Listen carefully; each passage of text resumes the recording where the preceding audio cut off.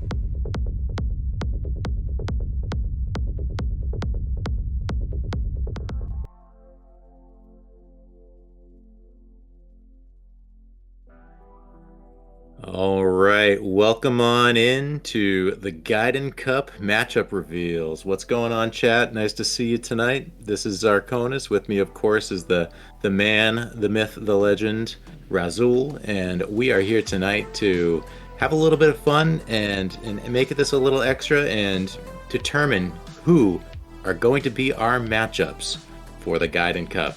As you know, the Gaiden Cup is going to be pretty intense and pretty awesome. And the beautiful thing about this event is that every single match is equal. Every single match matters the same. And tonight we're going to learn who's going to be facing who to make those matchups and those stakes that important and that spectacular. So tonight, you're going to be hearing from me, and you're going to be hearing from Razul, and we're going to give you a little weigh-in on what we think about these matchups that were decided by our captains, Knucklebuster and Black Squall, and we're really looking forward to it. And hopefully, we're going to hear from you guys in regard to what you think those matchups are going to be. So, how are you doing tonight, Razul? I'm doing really well. I'm really excited. I've been really enjoying watching all the Team Purple Team Gold banter going on in the Discord and in everybody's chats, and it's awesome to see the runners preparing for the races. And there's been a lot of speculation as to what's going to happen with these matchups. The captains have been hard at work, and you've got two really knowledgeable captains, Knucklebuster and Black Squall. Not only do they know the game well, but they know the community well, Zark. I mean, can you think of two more well-versed runners, in the game of Ninja Gaiden? Yeah, I mean, you make a really good point because there are some pretty incredible runners, and every single person that I know that runs this game is awesome. And, especially those that are at the top know the game really well. But you get two competitors like Knucklebuster and Black Squall that embed themselves in the community, whether they're watching Ninja Gaiden runs or whether they're watching people run various different streams, various different games. Like, they are embedded and they are a part of the community. So to see them be the captains, two of the top runners in this game, and them knowing all of these runners in some degree or fashion, they've chosen these teams with very particular focus and very particular planning and strategy. And I'm really looking forward to the way that they've coached up their teams, helped them get through some of the things they might be struggling with, or help them get over the humps that they're dealing with, and particularly how well they've helped them prepare for race day. Yeah, you have been seeing a lot of activity from the captains, but like you pointed out, Zark, it isn't activity that's out of the normal for Knucklebuster or Squall. So having that focus on like these cup races has really just magnified really what they do every single day. And that's not an exaggeration to say that it's not uncommon to find either Squall or Knucklebuster in people's streams, and even in if it's the opponent's stream, still sharing strats, but keeping that kind of that edge, right, for their own team. So like, when you see a Team Gold run, you're going to know it's Team Gold. It's going to have some signature strats in it. And same is true for Team Purple. Like, you've got kind of like the influence of Black Squall is going to be seen right throughout the entire race. Every single matchup, right, that is coming from Team Squall is going to have something, right? So, not that everybody can climb like Squall can. I know I can't, but that's kind of for a different discussion. So I'm really excited to see these matchups. So what we have is we're going to put 15 minutes on the clock here, and when that 15 minutes is up, we are going to reveal these matchups. And in that 15 minutes, we're kind of hoping to hear from you, chat, because we've got two very, very good teams here. So we're going to start that clock, and there's been some information. We already know that the Dead Guy and Retro Dad Rocks are, that's confirmed, right, for our first matchup. So what do we think of that, Zark?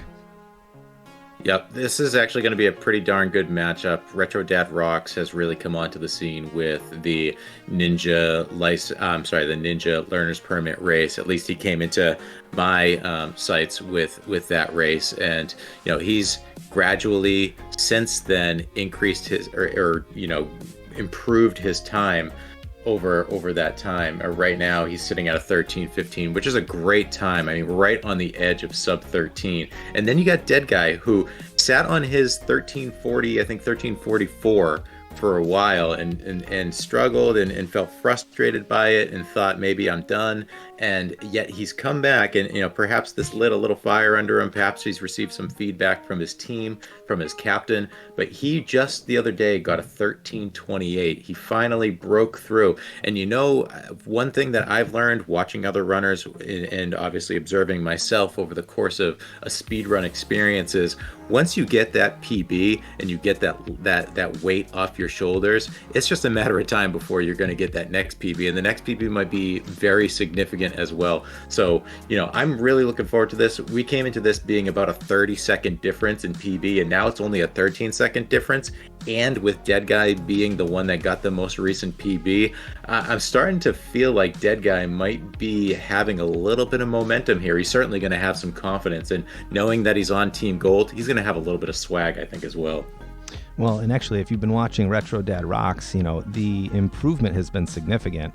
Going from, his 14-minute time into the 13-minute time, it's only going to be a matter of time before he cracks that sub 13 barrier, right? He's right at that normal point in a Ninja Gaiden run where, if you're familiar with the run and you've been through the grind yourself, right, there's kind of a natural wall at that 13-minute barrier. And, Retro Dad Rocks is right at that point where, he's about to cross into that 12-minute threshold. So, that potentially could even happen on race day. I mean, he was on PB potential, a couple of good paces today. So, the potential is there. I mean, the movement has improved. When you see like he's got all of his PBs listed right on his stream. So, you can kind of see the history of his improvement in a short amount of time. So, I'm expecting him to, kind of have a good showing for Team Purple. Yeah, I wrapped up my first grind of Ninja Gaiden. I got a 13:17, and then I stepped away, and I thought maybe I was done. And then I started to play around a little bit with the mashing and found a way that worked. And then as I started to grind a little bit, I found a way that worked even better. And that's when things really started to take off. And then I got more daring and a little more risky, and I mixed in the 6.3 bird boost. I mixed in the Janet boost when I got to the 1240s. And I started to get consistent with them. I got consistent with my stages, and next thing you know, 1250s, 1240s, 1230s, and then finally we broke through. I can see a lot of Retro Dad Rocks in that, my personal journey. And so it's pretty exciting, as we see these folks come along, to think that we might have the next batch of potential licensees. We certainly felt that way with the learner's permit races, and now we're seeing many of them again here. It's just exciting to see, and to see others follow in that path that a good number of us have journeyed through. And then there's people that have been sitting on it for a little while, or not sitting on it, but have been struggling with it or working through it. And man, gosh, I really hope to see them break through as well, and ultimately get to that final destination of breaking through to the license. But right now, I'm seeing Retro Dad Rocks make that kind of progress, and it's really exciting. Yeah, I tell you what, this matchup looks really good on paper. And, Retro Dad Rocks is making that transition, like you mentioned, Zark, from kind of a, like a more a beginning mash grip to a more difficult, more advanced mashing grip. So with that comes some growing pains, and you kind of see that, right? You're seeing more depth to the demon, because, he's at that point where he's taking more risks, not cutting the tail, really trying to, kind of push those strats. And so, as you fight for that next PB, right, that next PB that might take you across that 13-minute threshold into a 12xx time, you're going to see a little bit more resets, right? Because inevitably you're trying harder strats. So that's the kind of progress that you'd like to see. So I'm really excited. I think this is going to be an amazing race to kick off the Gaiden Cup. We've got Ireland versus the United States. And, for any of you that don't know, the Dead Guy put together a little promo. So if you have a chance, go to the RSG Discord, exclamation point Discord, get over to the RSG Discord and take a look at the Dead Guy's video over there, because it's definitely worth watching, and it'll get you hyped up for the event. Yeah, I'm really looking forward to it. Like I said, there are no runners and no races that I'm expecting are going to disappoint us, because everybody regardless of whether they have an 11-minute time or whether they have a 16-minute time, has been working their tails off to do the best that they can for their team on race day. So I know that regardless of whether someone dies to the demon or dies 3 times in stage 5 and has to restart in stage 5, like I know that everybody's going to do their very best, and that's really all you can ask for. And nobody is going to disappoint. And I think this first race is really going to kick us off in the right direction. Yeah, and as you can see with this format, every point is going to be significant because it doesn't matter whether you're an 11-minute runner, a 12-minute runner, or a 20-minute runner. You will be matched up against someone at your skill level. So, there's only 1 point on the line. So, your experience level with the game, while it is important, there's a difference between, say, PB experience and race experience. The playing field will be somewhat neutralized. We got a lot of unanswered questions here, Zark. We've got Edo was the first pick in the draft, and then Pensive Moose was selected right after him. It's going to be interesting to see who did the captain's pick to, face off against these top competitors. Are they going to match these competitors up, or are they going to be, entering into the race themselves, and, are they going to match themselves against any of these quality runners? There was some rumors going around that, Beard Strength was looking for a low percent opponent, right? So, he floated the idea of, maybe a low percent. Who on Team Gold would you want to see Beard Strength go up against in low percent there, Zark? Well, who would I want to see him go up against? It would be Black Squall, obviously. These two have very similar times. Beard Strength has been working diligently to bop Black Squall, and he did for a period of time, or at least we thought he did. But ultimately, Black Squall had a low percent PB in his back pocket that actually we all knew about but forgot about because it was about 4 months ago that he let us know that it existed, but he didn't post it. And so it was pretty exciting to see Beard Strength make his journey up low percent. Got to 1240, and then we learned Squall had a 1238, so now he's working at it to push it down. And it's going to be exciting when we see the official Suck It Black Squall announcement on Beard Strength's stream, and see that 12-3x come into play. And then who knows, we might see a Lookout Razul coming after that. Well, I wouldn't be too surprised there. We know Beard's category is low percent. It is his favorite category, and if he had his way, I think he would face Edo. I think he was kind of hoping for that matchup, and I know the captains were considering the Edo Beard low percent matchup, but how could you, Zark, like you just pointed out, discount the Beard Squall rivalry? So I mean we could only be so lucky if maybe the captains have kind of let the chips fall in that way for our viewers. Yeah. To be fair, they're on the same team, so it'd be a pretty big problem if they decided to have a little... they could have a grudge match offline, and that'd be fantastic. So obviously that's a flaw in my logic there. But to your point, it would be pretty interesting if it was Edo Beard Strength, because, if Edo loses, you've taken a first round pick, on Team Gold and lost to a 5th round pick, and now you're having an opening like Pensive Moose or Nate 2K Hacks to take on somebody who's probably 15 to 20 seconds lower in terms of any percent PB. Now you've really swung the tables to Team Purple. So, that would be a very curious thing if Beer Strength were able to topple a top 3 runner on Team Gold. Yeah, and I definitely think he's got the skills to do it.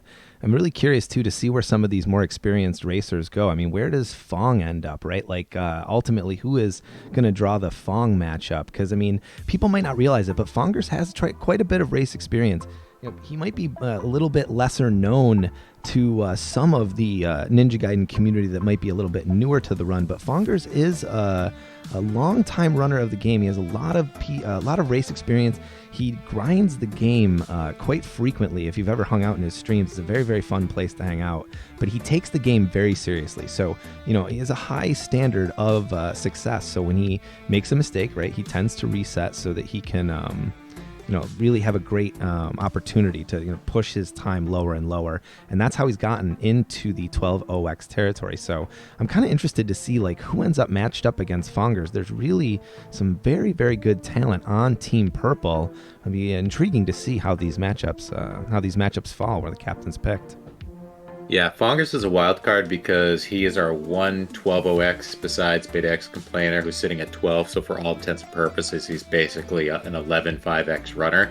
Fongus is our one 12-0X runner. And, it's like, does KB agree to have one of his 11-5X runners go against him to hopefully, more likely guarantee a point? Or does he have to sacrifice and say, I'm going to have one of my 12-1X or 12-2X runners to go against Fongers, which means I'm going to be sacrificing one of my points. So it's those kind of situations. If Fongers is really a wild card here and could be almost a guaranteed point for Squall, or he might be up against someone very serious, a top tier runner. So that's going to be a pretty exciting one to see. Yeah, I mean, chat, which of these matchups are you most excited in seeing? Because, like, I'm looking at the top of these boards, and you've got Edo, Christine, and Fab, all sub 12 runners. But then when you look at the top of Team Purple at the board, you've got Moose and Nate sub 12 runners, but you've got Beta and Fong that are right there, right? 12-0X runners. So if you look, right, just in the first four names you see for each team, Team Purple actually, I haven't done the specific math here, but, knowing what I know about these averages and PBs, I would say that Team Purple actually has a lower average time based on PB than Team Gold if you take the first 3 to 4 names on the board there, right? Say Edo, Christine, Fab, Gustavo's, average PBs, right? Versus, say, Moose, Nate, Beta, and Fong. So there's a lot of talent right at the top of both teams. And, it's going to be interesting to see how these, mid-level runners match up as well. That video game cabin Vigo the Carpathian matchup is looking very good on paper, isn't it? What do you think about that, Zark? Yeah, I mean, for sure. It's, that's where, when you get into the depth, when you get into the 12-2X to 12-5X and beyond region, like that's where, again, every single match matters. It's 1 point per match. And so you have to rely on your 12-5X person, your 14-2X person to get the job done. And so like that's where, it's easy to pick a pensive Moose or an Edo or Christine when they're on the board.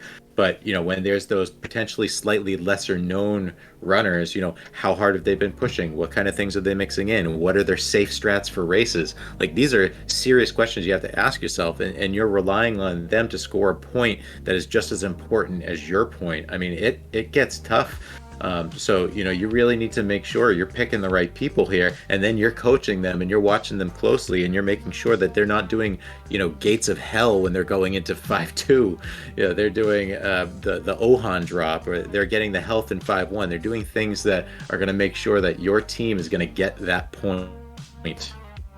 Yeah, and if you look at the construction of Team Gold, I would say if you look at, say, like Donatello and Blackwood, and then you've got Thumb and the dead guy kind of, like we mentioned, the dead guy kind of coming back to the game. Certainly a less experienced team versus some of the names over on the purple team. Axel Foley has, some unknown experience, plus is a very, very talented Master Blaster runner. So this is going to be interesting. I mean, some of the newer runners on Team Purple include Pear, Gamer, and Retro Dad Rocks, but, Drupacious and AK do bring considerable experience. So it's going to be very interesting to see how these captains have divided up the talent, because for those who may not be aware, the captains did agree to all of these matchups, right? So they've been working in the background. We did give them a deadline of, kind of this weekend to get their matchups in, and they've been working right up until the very end, thinking about who would be the best person to match up, because there's a good deal of strategy involved if you're one of these captains. And we're inside a minute of this reveal, Zark. How you feeling? I'm feeling great, man. Like I'm so glad that this has come together the way it's come together. And the beauty of it is, we had some creative ideas, but then we let it be out of our hands. So in terms of the draft, it's completely up to these two captains. Like, these captains have created this experience with who they've selected for their team, and then they've created this experience by determining between each other, negotiating what these matchups would be, and we're just here to witness it and talk about it, and it's just very exciting. And like you've said before, the way these teams have come together, together. You see people dropping Team Gold and Team Purple in their streams, putting that in their titles of their streams when they're doing runs. It's just been fun to see these teams come together, and I'm looking forward to seeing what these matchups are going to be. All right, and with that, the timer has expired. So, and I got to say, Zark, we did throw around a lot of different ideas. I mean, we talked about drafting teams based on different categories, right? Like we talked about potential swag points. I mean, there was a lot of different things that we could have, put on the table here. But I'm really, really glad that we've got these two teams, and I'm very excited for the matchup reveal here. And we will get to that matchup reveal right after this. We'll be right back.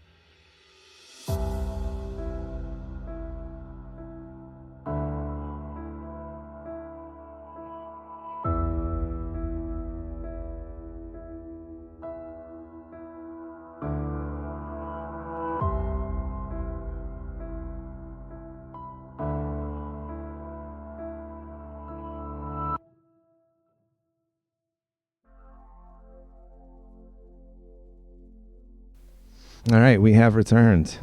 So it is time to reveal the race matchups for the Gaiden Cup. The captains have been worked hard, and the time has come.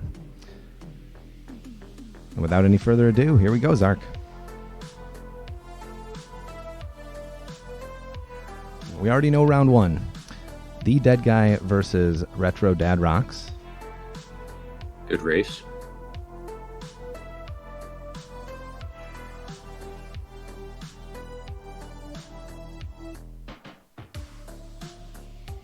And for round two, our matchup is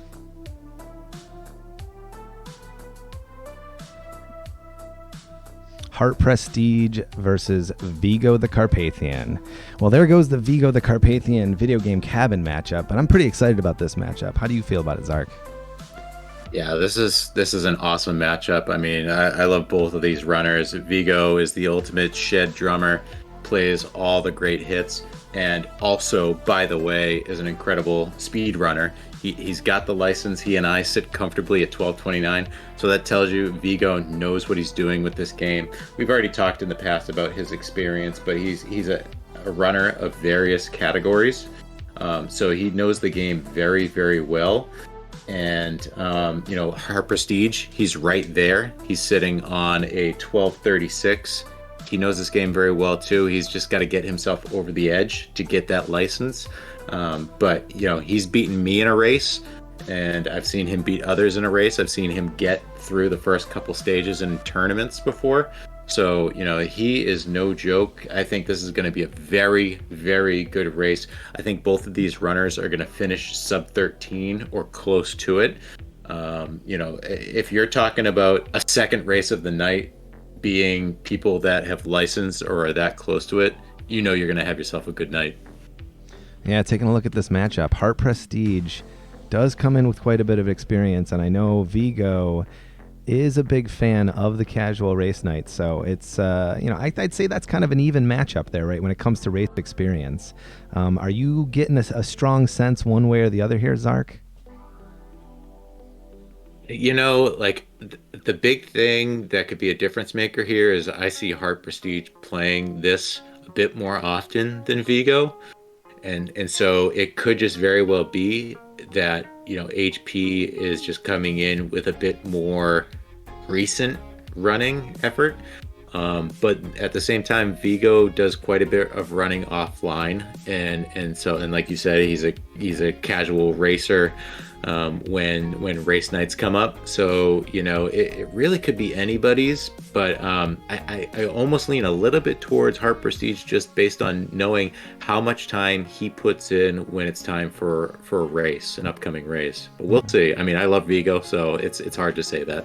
That's interesting because we do know that Hart has a good ethic when it comes to training, right? The good work ethic. And actually, like I would have given the slight edge to Vigo just because of his license in the race setting. So we know he's a pressure player, right? He's a pressure runner. So not to take anything away from Hart, we know that he is also good under pressure. And he did, get the title of Race King. He brings Ninja Fight Night experience, and to beat him, Vigo is going to have to do the impossible, Zark, which is, sub HP. I mean, I don't know if that's even. I think that's a myth. I mean, I've seen a few sub HPs in my life. They're out there in the wilderness, and they're pretty exciting. I've gotten one or two. It kind of blew my mind. It was very rare and beautiful and elegant. But can Vigo do it on race night when all the pressure's on and the point for his team is on the line? I don't know. It feels like the Northern Lights because, if you see them, it's like sub HP. It's like so rare that like you see them and it happened, but all you have is the memory of them, right? You don't have any proof that it actually happened, right? We don't know that it actually exists. So I'm really looking forward to that. There's absolutely no proof that sub HPs exist. None at all. All right. So for the third round, let's see what the captains have in store for us. So for the third matchup of the Gaiden Cup, we will have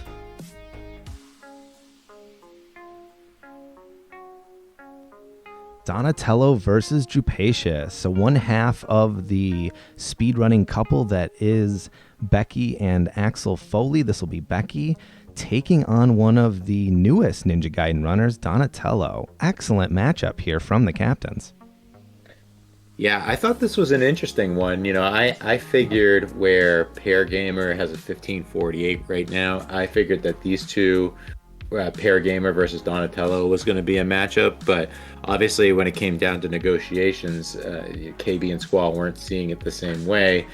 So I thought this was a pretty interesting one. So Donatello sits at a 1643, Jupacia sits at a 1354. I've seen Becky making runs recently, and she's been doing a good job and sticking relatively close to her PB. So I'd be curious to understand KB's approach to this. Perhaps he is looking at maybe this is an upset, and then by doing that he can take one of his other runners that are have a higher PB or a better PB than Donatello and put them in another race where maybe this becomes a 2-0 thing. So playing a little 2D chess there. I'm really curious, and obviously only KB truly knows about that. But this will be a very interesting race. For me, I would just say, based on what I see on paper, that this is a run that Becky will take, but you just never know once the rubber meets the road. Yeah, when you look at Donatello's experience, most of experience is with Teenage Mutant Ninja Turtles. So he has transitioned to Ninja Gaiden recently, a different kind of ninja game, but definitely a unique challenge. And hats off to Donatello for throwing his hat into the ring for the Ninja Gaiden Cup, because being so new to the game, I know personally it's not easy to, go up against, anybody really in a race setting when you are like still learning the speed run. And Donatello has, improved in he's one of, 5 PBs on the gold team recently. So, they kind of dubbed themselves Team Swag. So very interesting representative of Team Swag here. And I think Becky brings a lot to the table, too. I see Becky's improvement. Becky, like many of the runners that we're going to be discussing here tonight, has very high standards. And so, the no reset runs are far and few between, because you're not going to see a lot of finished runs when Becky, kind of has her sights set on a PB. So both of these runners really, very, very interesting in their approaches to the game. I think are pretty similar. So I think that's going to make for an excellent race. Yeah, and you don't want to discount the fact that Axel Foley is going to be sitting there likely with Becky and giving her a heads up on, where Donatello is. Did Donatello take a death? It's going to be a lot of good information for her. Obviously, also the same for Axel as they're making their way through the evening, to be able to say, okay, just take your time, focus, kill the tail, do this, do that. Anything where you can establish a safety strat that's not going to cost you much time, but is going to guarantee that you don't take a lot of damage or take a death. I think we're likely going to see with Becky here. So, that's something to keep in mind. It's definitely going to be an advantage towards her versus Donatello. I do just want to note, I'd made a mention about Pair Gamer having a 15 time, and chat has updated us to say that he has a 14:45. So something to keep in mind as we make our way through this. But yeah, I mean, on the surface, this seems like a Becky race to win. But, KB probably has some thoughts in mind about what Donatello is going to bring to the table. I mean, hey, like you said, he's a great runner. He's very consistent. And, all we're looking for is consistency when it comes to a race. Well, it's that consistency and really just trying to get through the run deathless. And I know that when Donatello has been recently, kind of making his way through his runs, if he takes a death, Donatello will finish, right? I know that Donatello is not too worried about if he gets a 16-minute time or a 25-minute time. The run will be finished, because Donatello does bring a careless nature to the run that does tend to give him a lot of experience when it comes to like the idea of a no reset setting. Whereas in Becky brings some experience in the no reset setting from the casual race night. So I do think that is going to be a very, very interesting outcome. Probably one of the very first surprise matchups of this. I mean, if you look at the matchups so far, Zark, we've got the Dead Guy versus Retro Dad Rocks. On paper, PBs are relatively similar, and then same is true with our next matchup.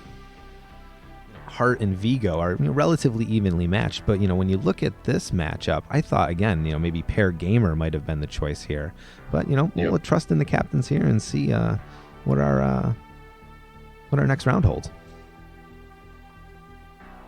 Yep. Again, the beauty of this is that these two, Knucklebuster and Squall, ultimately had to decide amongst each other.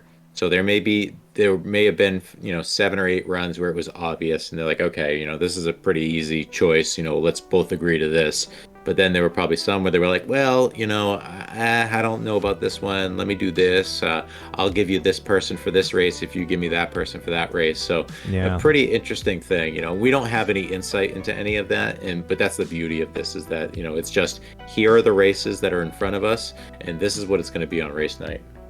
Yeah. So we have the first few rounds here up on the board, and it is important to note that the way you see the matchups on the screen is the order of the races. So the first race of the night will be the Dead Guy versus Retro Dad Rocks. Second round race will be Hart versus Vigo, so on and so forth. And so that brings us to the fourth round here, Zark. And for the fourth round, the matchup is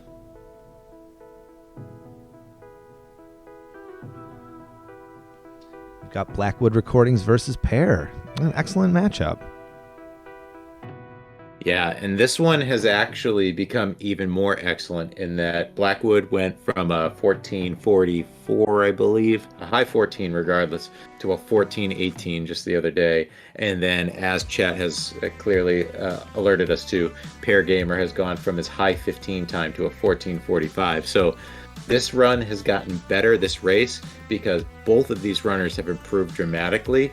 And that means that we're going to see an even cleaner, even closer, and hopefully even more dramatic run here in this race.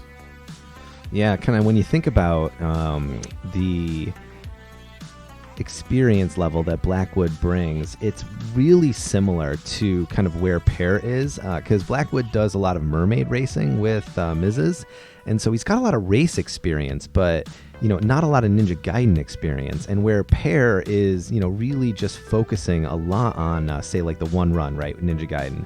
So it'll be interesting to see how that plays out, because I do know that Blackwood has a lot of, tricks up his sleeve when it comes to racing.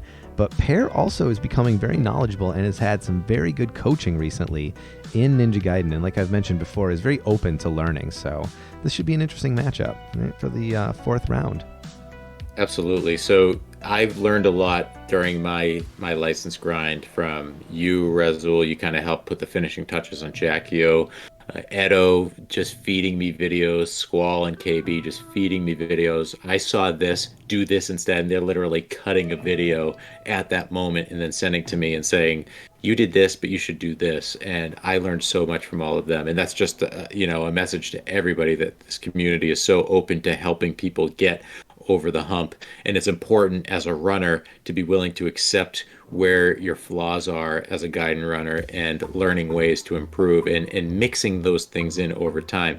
I see that with Pair Gamer. I provided, small pieces of insight. Razul, that same thing that you told me about Jackio on the third flame, you wait until you hear the flame before you jump. I provided that to Pair Gamer and I saw him mix it in like almost instantly. Yeah. And it's like, that is what makes a good runner, and if you keep at it and you keep taking in feedback, you're going to see results. So I've seen that from Pair Gamer, and that's been awesome. Yeah, and so much of what we do in the Ninja Gaiden community is take what we've learned from the runners that came before us and just pass it along, right? So we really are on one big team, even though for events like this, we might divide up, amongst two teams and come together for some fun, some celebration, and some race enjoyment. But ultimately, like I said, you'll see the captains in the streams of the opponents, in each other's streams, just, working out strats and, doing their best to pass along that knowledge. And it's going to be interesting to see. You've got the cozy streamer versus the cop streamer. Who's going to take the point for their team? Very excellent matchup. Yep, Blackwood's great. And, similar to how Becky and Axel could, if they wanted to, could provide each other information during the course of the run and let someone know whether someone took a 45-second potential death penalty. We might see the same thing with Blackwood and Mrs. You might see Mrs. doing a little spying on Pair Gamer here, and you see him take a costly death in 3-1, or I'm sorry, 3-2. Okay, Blackwood, be a little bit safer now because you just got a 35-second advantage. So that's going to be an interesting advantage for Blackwood. But in and of itself, Blackwood is pretty darn good at Ninja Gaiden.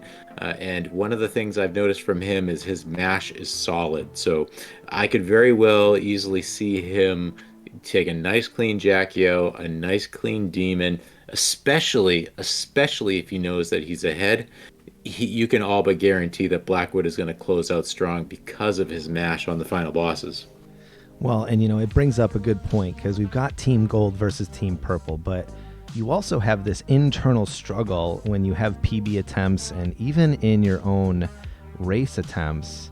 And that's because, you have Team Swag and then you got Team Consistent. And sometimes these two teams don't always play together, all that well in the sandbox. And so as the race unfolds, sometimes if things don't go your way early and they don't go that well, do you then take out a swaggier strat that might be a little bit faster but a little bit more risky? So that internal struggle is very real with a game like Ninja Gaiden. I will be very curious to see when the rubber meets the road and somebody takes a death or someone is getting knocked around and has lost two-thirds of their health in a single stage. Are you going to start to see them take a little bit more risk? And often, as is often the case, when you go off script in Ninja Gaiden, risk equals not reward.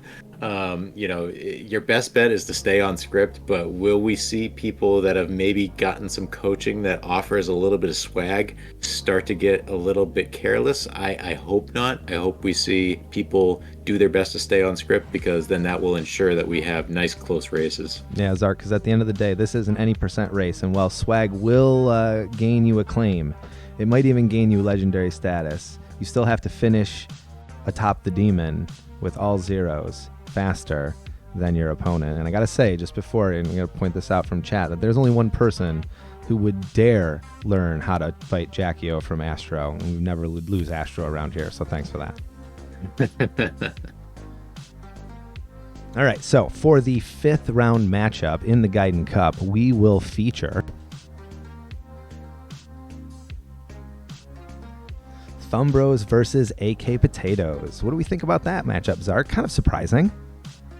Yeah, so this is another one of those ones where it's kind of like a Donatello Drupacious. I mean, on paper, Thumbros has a 37-second advantage. He's got a 13:11. AK has a 13:48.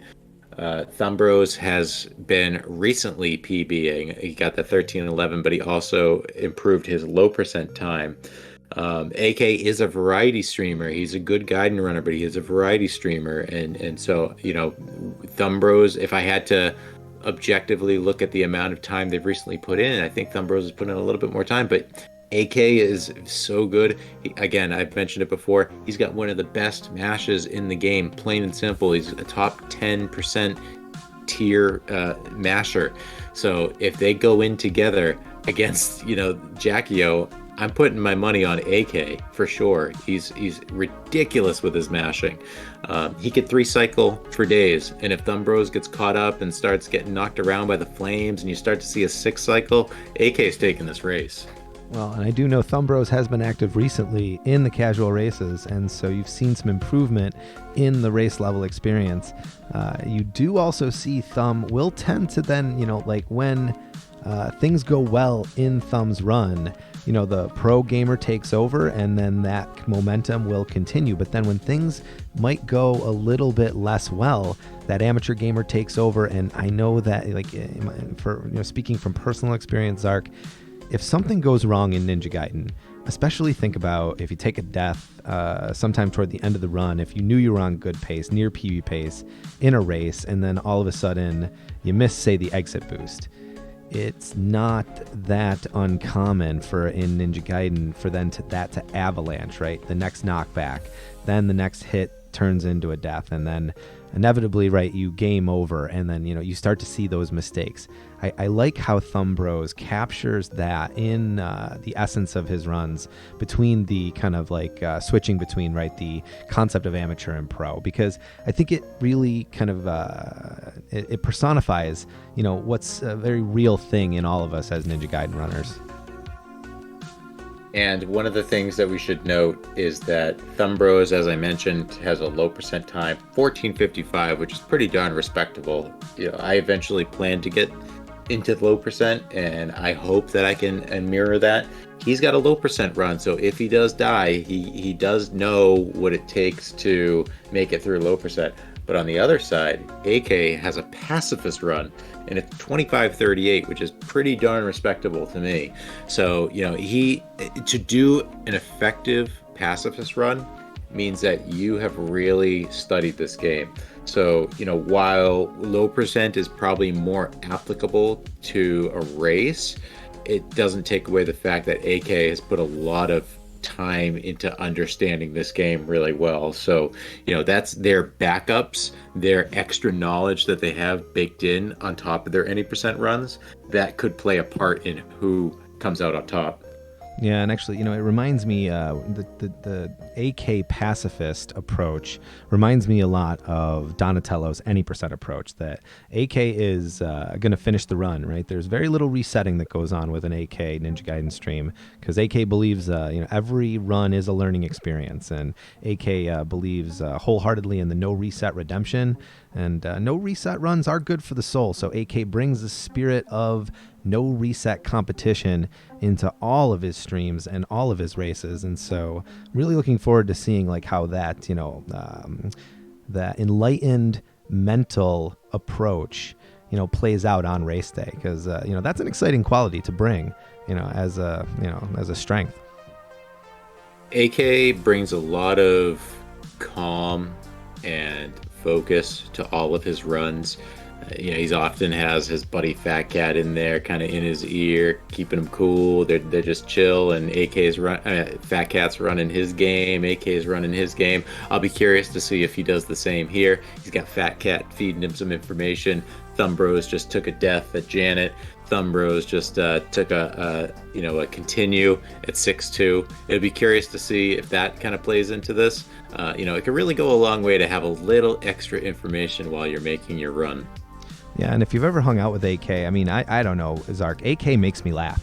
Like, I think he's funny. Like, I think AK has a great personality. I love hanging out with him. And, he's the kind of runner that will, entertain while he is learning his way through a new game. So it's that authentic learning, that really endears the game and the person while you're hanging out in his stream. So, we're really appreciative of that. AK is awesome. AK pops in quite often to my stream and brings hype that makes me feel, excited to, show off what I could possibly pull off in a run. And, I always enjoy having AK around, and, I'm looking forward to, knowing and appreciating Thumb Bros runs as well soon. It's like AK can remind you, like if you PB'd or got close to PB, he's the first person to be like, you know what, you're good at this game, but don't forget, your mom's going out with Squeak. All right, and for the next race in the Ninja Gaiden Cup, we will feature a very interesting matchup here, Zark. We've got Gustavo versus Beard. Interesting. Well, there goes the idea of Beard versus Edo, but I'm really, really excited about this matchup. This is definitely, it's not a main event in terms of the order of the schedule. But this is just the beauty and the power of this lineup that we have here. That halfway through this, we're gonna get Gustavo and Beard Strength, which for all intents and purposes could be a main event on any race night. This is awesome. They're very close in line in terms of their any percent times. They both have low percent times. Obviously, Beard Strength is one of the best low percenters there is, but Gustavo has a very serviceable 1332 to Beard Strength's 1240. So if they take a death, both of these guys know what to do to get through the rest of the stage and get to the next stage and get your spin slash back. So this is going to be one of the best runs of the night. I'm very excited for this. I'm sure both of them are going to feel a little bit of anxiety knowing that they're facing each other. And it's a very equal run. I'm very excited for it. Yeah, you know what? All these picks were agreed upon and certified by the captains. But what we have here with Gustavo versus Beard is almost like a special captain's pick, because we know that they both bring such rich experience. And I think what ended up happening here is the captains must have sat down and looked at the resumes here and saw that Beard's number one kind of passion for Ninja Gaiden is low percent, but he does bring a strong any percent time. And Gustavo is kind of the exact same story, but kind of opposite in the categories. Brings a lot of any percent experience. The any percent run is Gustavo's passion, but does have some experience with low percent. So on paper, I think this is an excellent pick by the captains. Now, this is going to be a tough point here to negotiate, Zark. I mean, this really could go either way. I think it's hard to say who's going to get this point here, Team Gold or Team Purple. I know that Beard Strength would love to run low percent, and he's probably even thinking about it in his mind right now. Do I just run this low percent and hope that, I get a 12-4x, 12-5x, and Gustavo has a mistake in his any percent route, and that makes him be 12-4x or 5x? Or, I mean, he's already said in the chat, obviously, guess I'm dusting off my any percent. He's got to do it. I have a feeling that over the next week, we're going to see a lot of any percent beer strength running. It's going to be really interesting. In the end, I think beer strength is going to go any percent. But here's my thing.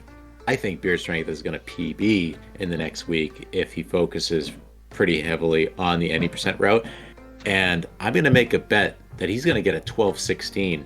And so he's going to really put the gears to Gustavo going into race night to say, I have a better any percent and I have a really strong low percent. So what do you have to say to that, Gustavo? No, and history seems to be repeating itself here because even if Beard does get a 12-16, that would tie Gustavo's. And sorry, Gustavo.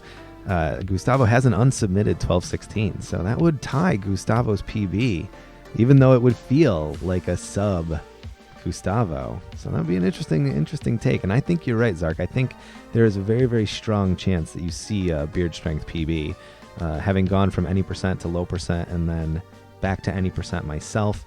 I do know that there are lessons to be learned from low percent. The mashing tends to be better from a low percent grind when you come back to any percent. And there is a challenge coming, like kind of rewiring the brain to go from low percent back to your any percent route. But the more you work with the two categories and the more you change between the two categories, it does start to feel more natural. So, while I struggled to switch between the two at first, I think now when you watch KB or other runners that do quite a bit of low percent and any percent, it's not nearly as difficult now to kind of switch from one category to the next.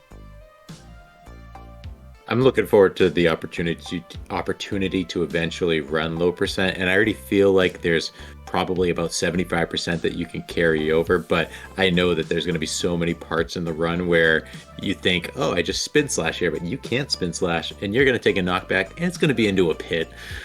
These two runners have both proven that they understand the game even better than just a typical any percent runner or traditional any percent runner. And so I'm going to be very curious to see. There's going to be certain parts where they switch to the any percent or maybe stay fully on their low percent or fully committed to their any percent route and see how that plays out. Yeah, because what we have here is a true low percent runner. I mean, most people do rely on low percent in parts of Act 5 when they lose the spin slash. And, Beard Strength would tell you that the spin slash is overrated. You can get a very, very fast time in Ninja Gaiden with just the sword. And the longer you spend with low percent, the more you learn about the RNG of the game, the hitboxes of the game. It is a very, very good way to expand your knowledge of Ninja Gaiden, to improve the quality of your race route, and to get better at any percent. So check out Beard's stream. If we could get a shout out for Beard Strength, and go check out all of these runners. I encourage everybody to follow all of these runners because I think there's a really strong chance that Zark's prediction comes true. All right, what's that bring us up to, Zark? What round are we on? We are on round number 7. All right, so for the 7th round in the Ninja Gaiden Cup races, we will feature a matchup between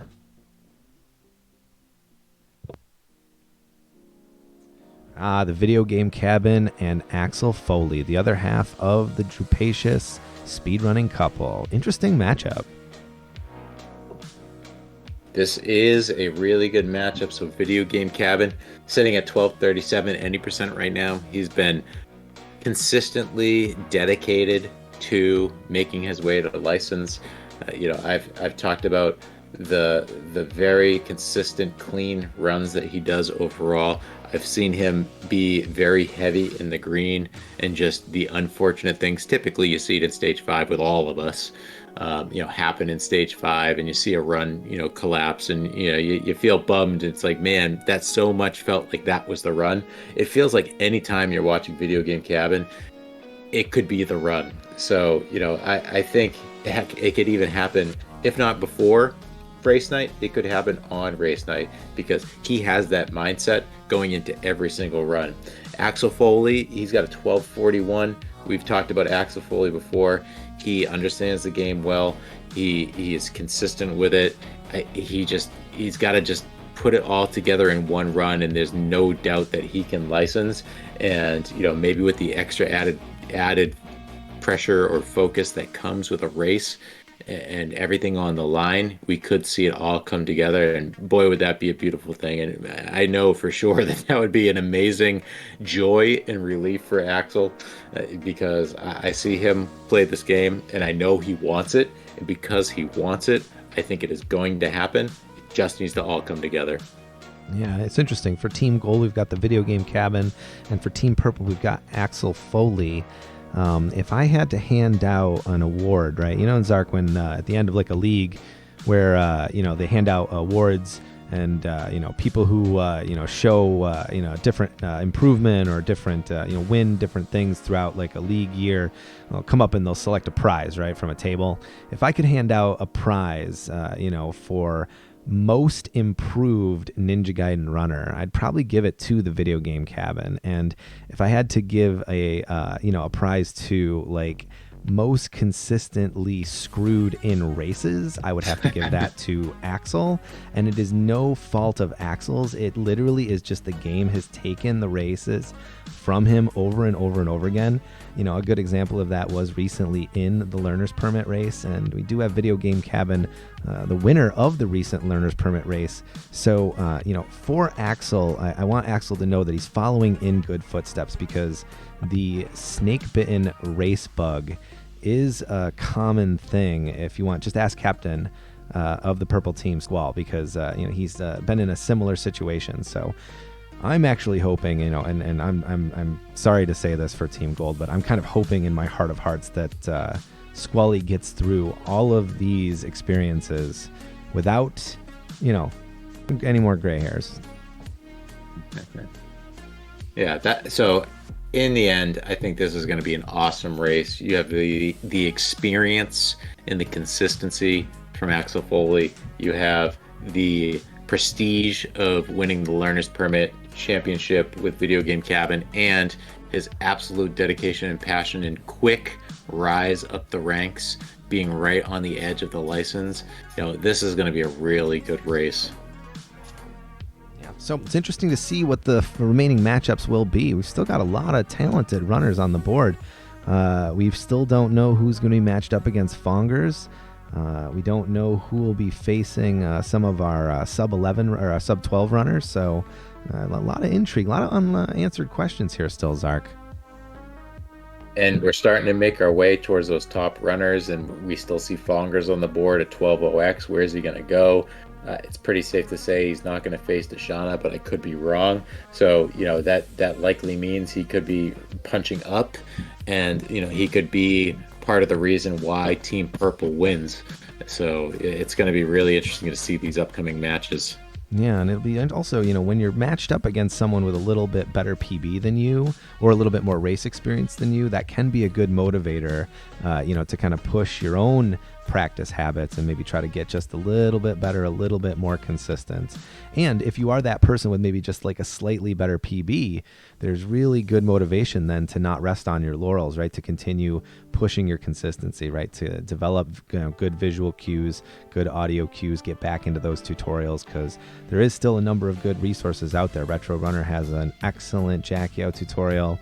Arcus has a good beginner tutorial, and there are advanced tutorials out there from Shuri Bear, and Ava's just recently made a tutorial.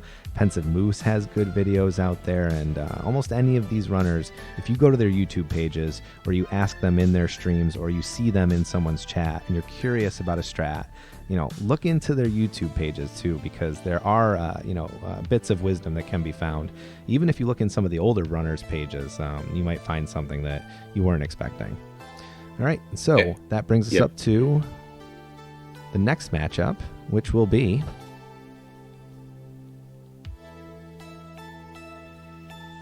Deshauna versus ZG. Excellent choices from the captains here, given the experience of both of these runners.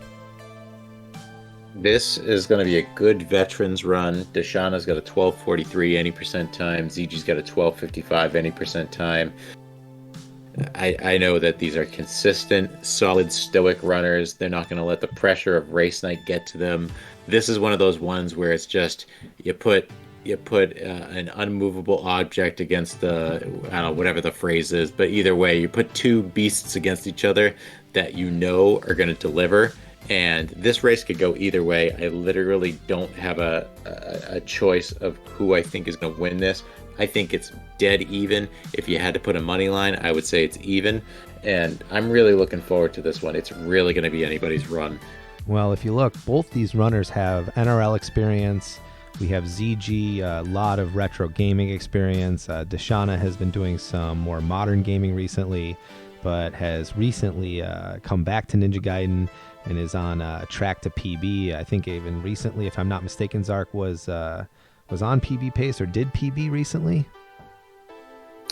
I don't have anything for Deshauna if he wants to drop it in chat to let us know, but I wouldn't doubt it with Deshauna's skills and ability. Yeah, well, it's that level of experience, like you were saying, right? Like a veteran runner of the game, and accomplished what he wanted to in the game, and has taken an extended break, but does tend to come back for these Ninja Gaiden race events, and we're grateful to have him for the Ninja Gaiden Cup races. And then ZG again also likes to like join these events. Again, if I'm not mistaken, Zark, big 20 runner, and right now involved in retro achievements. ZG gets so involved in so many games, but he gets involved and he understands the games well. In a short matter of time, he becomes very competitive. He knows Gaiden very well. He is, like I said, stoic and is not going to let the pressure of a race get to him.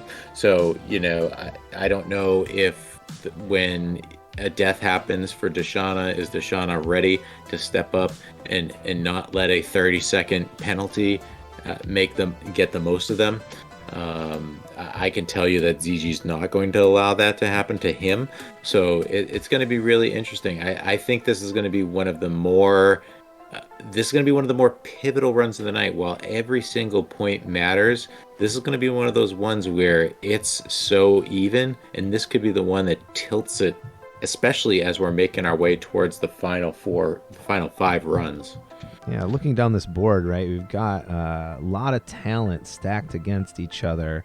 Hard to say which way the points are going to go. Everything leading up to that Gustavo Beard matchup is going to be very interesting, and then that could be a pivotal matchup, right, in the number 6 race.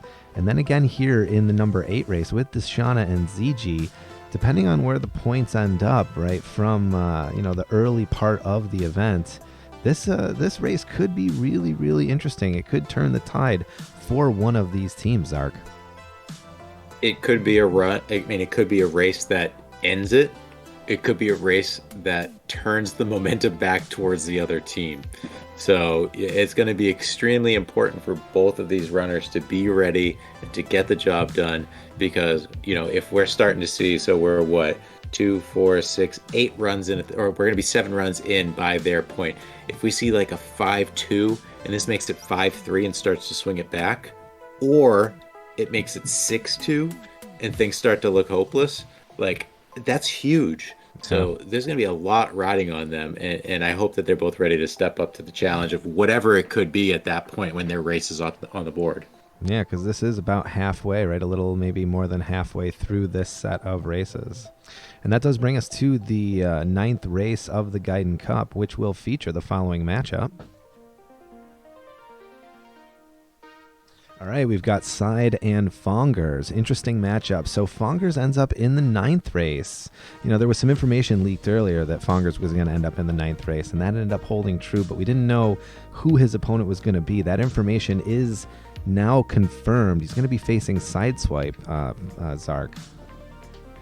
Yep, this is an interesting one. So like I said, Fongers was in a position with his 1209 PB where he would have to punch up or he'd have to punch down. But when we say punch down, I mean he's punching down to a 1220 Sideswipe. Sideswipe is an awesome runner. Sideswipe is a variety runner, has very good times in a number of games. And having a 1220 in Gaiden, I don't have a 1220 in Gaiden. I'll tell you what, if I did, I'd be pretty damn proud of that. And so, he's barely punching down. He's only 11 seconds ahead. It means nothing because that's a few knockbacks. A death is going to put him behind. And if Fongers loses here, he's a 4th pick losing to a 5th pick. And that's going to be very, very impactful to his team. So Squall's putting a lot of expectation and hope in Fongers that he can take out Sideswipe. I know Sideswipe is not going to roll over. Sideswipe is going to be an incredible challenge here for Fongers. And if Sideswipe wins this, my God, will the momentum swing in Gold's favor. This is a big one. Yeah, it'll be very interesting to see at this point in the races how the points have fallen because, again, I think Fongers has a really, really good shot at a point here for Team Purple. And again, Side does bring a lot of experience in his own right. But looking at this matchup, right now and kind of seeing what Fongers has been doing recently, it wouldn't surprise me if he's really, really on his game. And you should expect Side to step up and really, bring a good matchup to this race. So it's really anybody's race to win. But I think for my money, I think Fongers gets the slight advantage here. But I could be wrong. We're gonna have to find out on race day. Yeah, on paper, Fongers is a good choice. If you're putting a betting line, you'd probably put it a 120 to Fongers just because he's got a better any percent time. And I see Fongers playing this a lot. He's passionate about this game. He has potential to low 12-0x right now. So, and he's been on paces that have suggested that. So, he's certainly a top tier runner, but again, when you're within 10 seconds, like this isn't Fongers going against a 14 or 15-minute runner. He's going against someone who's only 11 seconds behind him PB wise. You take one death, you make one big mistake, and this is an even match instantly. So a lot is riding on Fongers getting this done. A lot is riding on Sideswipe to close this out and really, take out the fourth pick of Team Purple. That would be huge. His team should be celebrating if they see that happen. Yeah, Fongers does bring 12-0x PB experience, and so, if Sideswipe is being looked at as a little bit of an underdog, as chat pointed out, we do want to remember that Sideswipe has been putting up license times consistently in the casual races, and any night Side shows up for casual races, you can almost guarantee a 12-2x, and that's really, really solid, consistent running. So it's certainly no give me. So again, if he's an underdog at all, it's definitely a slight underdog situation. And that only leaves a few runners left on the board here, Zark. Which of these matchups are you most excited to see from these runners that are left? Well, we got the top four left for each of these runners. Other than Beta X Complainer, everybody's a sub 12, and Beta X is right there. He's got a 12-minute run on the dot. I don't want to give away anything in terms of what I'm expecting to see. I just know that when we get to this point in the night, we're going to see teams running for pride. We're going to see teams feeling the pressure, especially if it's 5-4 at this point. I'm just really excited about what we're going to see for matchups here. Yeah, and actually, Beta may have sub 12 right now during this very program. So, for all we know, a sub 12 rate is coming our way from Beta X Complainer because that's the kind of pace he's been on recently. He's right at that moment where, you're about to cross the threshold into 11x territory. So, as I was saying to Beta earlier in stream, it's not a question of if the sub 12 happens. It's really just a matter of when the sub 12 happens. So if it does happen in the next week before the Gaiden Cup, it would not surprise me. But we are down to the final few matchups here, Zark. So with the next matchup, we do have for the 10th race, a very good matchup here, Zark. Christine versus Beta. Very interesting. I was interested to see where Christine would land. She's back to Ninja Gaiden. Just recently got an 11:55 PB. Very, very well-earned PB. And then you've got Beta X Complainer, like we were talking about, right on the verge of sub 12. So, if we do see that sub 12 in the next week, this will be quite an intriguing matchup for the Gaiden Cup race. This is going to be a freaking awesome race. So Christine, she plays many games and came back to Gaiden. I'm sure she's been playing quite a bit throughout the course of recent times, but came back to get an 11:55, a 3-second PB, made her way even more up the board. That's crazy. When you're at that level and you get a 3-second PB, That's mind blowing. So this originally was an 11:58 versus a 12. Now it's an 11:55 versus a 12. Christine is awesome at Gaiden, very consistent. One of those runners, kind of like Arcus, where they have in their mind the things that are going to come up, like very scripted approach. And I say that in a very positive way. When you're scripted, you're doing the things that you need to do at the exact times you need to do them. And if you do that consistently, you're eventually going to get the success that you're looking for. That's what I think of when I think of Christine. Beta X knows this game inside and out at this point. I've grown up on Twitch with Beta X. He and I were pushing towards the license at the same time. And since then, he's gotten an amazing any percent time, an amazing low percent time, an amazing pacifist time.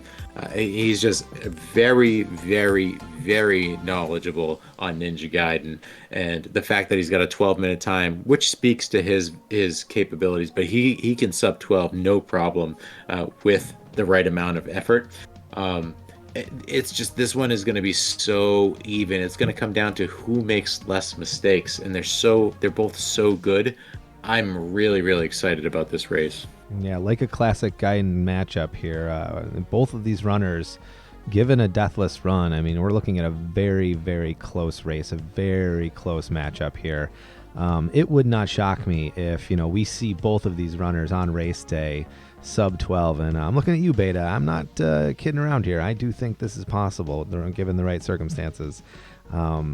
Given Christine's experience from the knockout tournament, all of the NRL events, and recently returning to Gaiden, Beta's going to have his work cut out for him, but I know Beta's up to the challenge. One of the most inventive runners of the game of Ninja Gaiden, has contributed a number of new strats to Pacifist and 100%, and is always looking for a new way to kind of break the game down further. So really excited to see what our runners can, put on in terms of their consistency, because we know that both of these runners can achieve consistency. If you mention Christine, I kind of grew up on Twitch watching Christine, and so some of the strats and consistency that even I was able to learn came from watching Christine's streams. So I'm really excited for this matchup. It's going to be a really good one. This is going to be a game changer for sure. Depending, regardless of where we are in terms of the points, this is going to be one of the races that we have to watch. Plain and simple. It's going to be entertaining, and that, if nothing else, it's going to be entertaining. And otherwise, they're going to be running when the stakes are huge. And the question is, do both of these people with strong race experience, do either of them hit the wall, buckle under the pressure, and make those key mistakes, or do both of them go into to Jackio together and we get to see something really, really special? Yeah, we know both have the ability to do a 3-cycle Jackio. Christine has recently been working on a 2.5 Jack. Beta X has recently been working on a 2.5 Jack. So I'm just very excited for the potential of this matchup. And, speaking of potential, I mean, we're down to the last few runners on these teams here, Zark. It'll be interesting to see how the captains have chosen these matchups. I mean, did they throw themselves against runners of the teams, or did they save that final matchup? It'll be kind of interesting to see how this plays out. What are we on? Got race number 11, I think. Number 11, yeah. So at this time in the evening, I'm kind of hoping that it does come down to these final matchups. And so for that 11th race, we do have got the Fabricator General versus Nate 2K Hacks. What a good matchup. I'm really excited about this one. We got Fabricator and Nate. Is it am I mistaken, Zark, or did they face each other in the finals of Dax tournament? I don't believe so. Oh gosh. Well, I think it was Fab versus Lake Arcade. But you're right. Yeah, it doesn't matter because this is going to be an awesome run. So both of these runners recently got their sub 12 runs. Fab getting it on the 19th of April. Nate getting his on the 14th of April. I mean, talk about something that is a tremendous accomplishment. Like, getting a license is is, anybody who cares about Gaiden getting the license is a dream, right? Now, then 12-1X is just a whole nother hurdle. 12-0X is a whole nother hurdle. And then you get a lot of people that just get stuck in the 12-0X space. And both of these runners said, screw that. I'm going to keep pushing, keep pushing, and keep pushing. And my God, did they push nonstop until they finally got that sub 12 time. And there's got to be a tremendous sense of relief. I'll never experience it. But for those that are right there and that are constantly pushing, I have to imagine the dream of getting there and then ultimately getting there has to feel great. Both of these runners have done it. Both of these runners have great times. They know this game so well. This is going to be one of the more exciting races of the night. Yeah, I mean, all of these matchups are special, but again, another premier matchup here between Fabricator General and Nate 2K Hacks, both veteran runners of the game, both with a lot of race experience. And if you think about the narrative of their sub 12s, you got Fab coming in and getting his sub 12, Nate coming in getting his sub 12, and then both of them very quickly after achieving their very first sub 12 time, improving that sub 12 time. You saw Fab lower his time and Nate lower his time from that initial sub 12. So congratulations to both those runners. And it's going to be amazing to see because they bring a lot of race experience. Both are very consistent. So that should be a very, very exciting matchup toward the end of the Gaiden Cup night. And again, if the points, if your team needs a point, Zark, it's hard to say who's going to be taking home that point. But even if your team's already won, right? Let's say the points and the outcome has already been wrapped up. This is going to be worth the watch just because you have two amazing runners here. Plain and simple, just the fact that we have 13 amazing races going on that night in and of itself. If you enjoy Ninja Gaiden, here you are. Here's a way to watch 13 great races.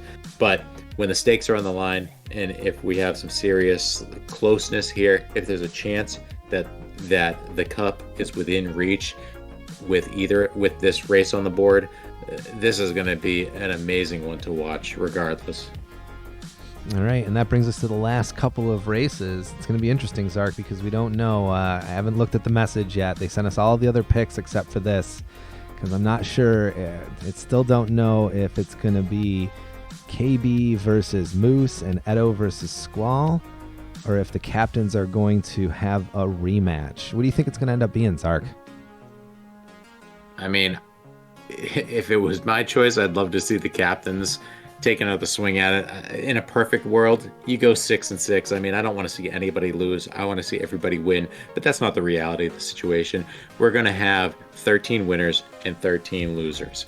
Although everybody's a winner just for being here, but regardless of that, objectively, we're gonna have losers and winners in races, and I hope we go 6-6. And I want to see KB and Squall do it again, a rematch for winner takes all. That would be the most beautiful thing that we could possibly see. But if they think it strategically, maybe there's a little bit of a spin here, and one of the captains faces off and punches to the second or to their first pick, and says, "Hey, we're not going to let you take that win." And I'm very confident in my pick that they can take down the captain of the other team. Yeah, and the other problem is that if you don't choose a captain's rematch, that means, Zark, that somebody has to face Edo. And that means the other person has to face Moose, which doesn't sound that pleasant if I was on the other end of that race. So let's go ahead, let's check this message, because I've been waiting for this to see, are we going to see a matchup of captains? Are we going to see a matchup of captains and first picks? All I'm going to say is if I was facing Edo or a Moose or a Squall or a KB one-on-one, I would be excited, but I would basically go in knowing I'm going to lose. All right, I checked the message. It's in. Here we go. The second to last race of the Gaiden Cup will feature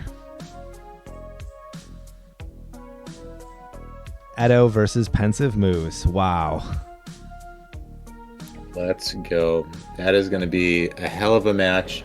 And, it's very interesting because when we had our race/draft night, KB won, and he chose Edo, who is one of the best Ninja Gaiden runners ever, of course, without question, and plain and simple. but Edo has an 1155 any percent PB, and Pensive Moose has an 1139 any percent PB. Third best ever podium. KB chose Edo, and then he negotiated with Squall, and they said it's going to be Edo versus Pensive Moose. So KB is the reason that this matchup is going to take place, and he has put his chips on Edo. So, purely looking at it on paper, that's interesting. But I know Edo and I know Moose, and for all intents and purposes, this is going to be a pretty even match, and it's going to be an extremely exciting match, and it's going to probably tell us which way this is going to go. I mean, at that point, it's either, one of them puts it away for their team, or one of them makes it even, that 6-6, which makes it KB versus Squall. I can't even wait for this match. And I mean, what do you even say about these two runners? I mean, Edo 87 was the pacifist world record holder until it was recently broken by Knucklebuster. You have Pensive Moose, who fought tooth and nail to get on the podium. Just an amazing set of skills on display here for this second to last race. I mean, this is going to be an amazing matchup, Zark. I mean, I do know that Edo has faced top competition in the past. He's gone against the Retro Runner on more than one occasion. Edo has experience facing Arcus. And so now Edo has a chance at another really, really strong competitor. So can Edo pull off another amazing race against a top competitor here in Pensive Moose? It's going to be really interesting. And I know Edo enjoys racing, and I know Pensive Moose is not a super fan of racing. Pensive Moose is very focused on being perfect with his runs, and I'm saying that in a very positive way because obviously it has paid off. It has got him on the podium. It has made him one of the greatest Ninja Gaiden runners in history and will forever be one of the greatest ever. But we're talking about a race here, and that's going to be critical. And Edo is one great runner. Like you said, he's been up against some of the greatest. And I know Moose has too, and Moose has beaten some of the greatest in races. I've seen him make tremendous, movement up the board in NRL last year. I mean, this is going to be anybody's race. It's almost even because Edo is just a robot and just a machine and is unstoppable. But Moose is one of the best ever. It's going to be an awesome race. The thing is, if Moose puts up top time, what he's capable of doing, there's really just no way Edo can match that. But if Edo puts together a solid, consistent run, as we know Edo can, which is very, very likely, he does have a chance to win the point for Team Gold. I definitely think this is anyone's race. It's hard to say because I've seen Moose put up 11, low 11 5x times in the race rooms. I'd have to go back and double check Zark, but he might have even posted an 11 4x time in a race before. One of only a few people, Arcus and the Retro Runner, right, being the others, to post an 11 4x time on racetime.gg. So I would have to go back and verify that. But, sometimes if a good runner is just going to post that strong a time, there's nothing you can do but just tip your hat to that runner on that day. But if Moose makes a couple of mistakes, or it comes down to a knockback even from the tail, we know that Edo is the type of runner that has the experience and the skill level to win that point for his team. So this should be an amazing matchup for the Gaiden Cup. This is the type of matchup that when you put together the Gaiden Cup, you hope to see something like this. I mean, all of these races are going to be awesome, but let's face it, when you have Edo versus Pensive Moose, you go, wow, this is why we're here. Everything is on the table. Team Gold, Team Purple. Is this going to close the door? Is this going to give both of these teams one last chance? This is where it's going to be. Yeah, and ultimately, when it comes down to the cup, right, which team wins the cup, we're all going to be winners because we're going to get to see this matchup. And, of course, that does leave, the dream matchup for the final race, the 13th race of the evening. Yep, this answers the question of Bumbledon. What happens if it ends up 6-6? Here we go. We do have a final race from our captains, Knucklebuster and Black Squall. We did discuss a couple of scenarios if there is a tie at 12-12. We are going to give our captains the option to race head-to-head themselves, or if they would like, they may choose one runner to represent their team, and then those runners will match. But we will leave that up to the captains, and of course that flexibility will be sort of up to kind of the results of the previous races. So if the points are inconsequential at that time, then we'll just have a captain's race, and if not, then our captains will decide to either race head-to-head, or we could potentially see a different choice be made. But as of right now, it is looking like our captains will be squaring off in a rematch for the final point of the Gaiden Cup, Zark. And I don't think anybody would want to see it any other way. You're talking about an 11:42 in Knucklebuster, the fifth best time of all time, versus an 11:43 Black Squall, the sixth best time of all time. You're talking about a world record holder and pacifist for Knucklebuster, and second place for low percent, 100%. You're talking about Black Squall being one of the best low percent runners, one of the best pacifist runners. I don't think anybody would walk away and feel satisfied without seeing these two give it one last shot. KB looking to drive that nail home and say, I beat you on draft night, and I'm going to beat you on race night. Or Squall saying, I'm going to take revenge. And not only that, but Team Purple is going to take home this title, take home this cup, and tour it around all of the runners' homes across the United States and beyond. Nobody, I think we would all walk away satisfied getting to watch that one last race between these two machines, these two robots, and see that you see where this ultimately takes the cup. Yeah, I mean, we couldn't really ask for a better matchup here with KB versus Squall, and we do have previous race experience to fall back on, and if the law of averages teaches us anything, then Squally does have a score to settle with KB from draft night, so it'll be interesting to see. I think that score to settle matchup was just too juicy, Zark. I think it was just too good to pass up, right? So ultimately, I think we wouldn't want to let the Gaiden Cup go on without another race from Black Squall and KB, because last time they did treat us to a very, very intense and close race. So looking forward to another really, really good run between our two captains. So we have it, 13 great races. How are you feeling about this, Zark? I'm super excited. I mean, I've mentioned it behind the scenes to you guys, but to see this come together the way it has come together, with the team that has helped put it together, with the group of runners that have helped put this together, the captains that have helped decide how this was going to evolve. Like, this has been a very, very awesome experience, and we haven't even gotten to race night. What are we doing? All the hype is here, all the awesomeness is here, all the runners have been working, all the two teams have been coming together and hyping up their teams. Team Gold, Team Purple, let's go.